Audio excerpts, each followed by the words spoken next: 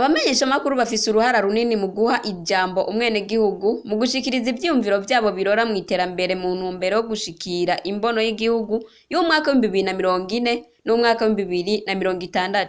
Vyashikirijwe kuri uwa mbere igenekezo rya 26 Ruheshi umwaka w'2023 mw'isare i Bujumbura na Aloyize Haziyo, umuyobozi w'ibimenyesha makuru mu bushikiranganji bwo kumenyesha makuru n'ubuhinga bwa none, mu nyigisho zatunganijwe n'ubwo bushikiranganji zimaze imisi zitangwa mu makomine yose y'igihugu. Izo nyigisho zikaba zishingiye ku mvugo nziza zirora ku iterambere ry'umwenegihugu. Nuko bimeze rero twebwe abamenyesha makuru ndiko ndavuga abamenyesha makuru bofasha kugira ngo iyo mvugo nziza irora ku iterambere hagati y'umwenegihugu n'abategetsi n'amashirahamwe igende neza.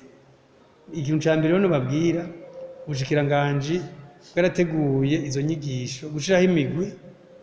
Twatanguye kwigisha abitwa abanyamabanga bakuru, abanyamabanga ntahigarizwa mu bushikiranganji, secrétaire permanent, kugira ngo bose bavyumve kumwe, bumve ico arico iyo mvugo rero kwiterambere, kuvuga la communication pour le développement. Bamaze kubona akamaro kavyo, twacize ku baguverineri, turaca no kubashitse no kuba staneri, turaca mu bavugizi b'inzego zitandukanye kugira bumve akamaro ko guha ijambo umwenegihugu.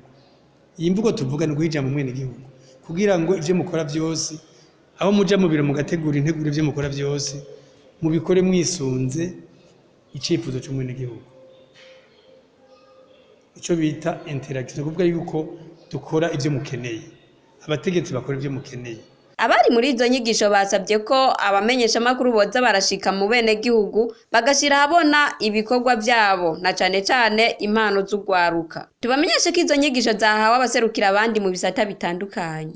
Radio Television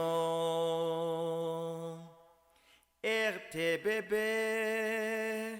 ni vyiza ry'Uburundi bwiza.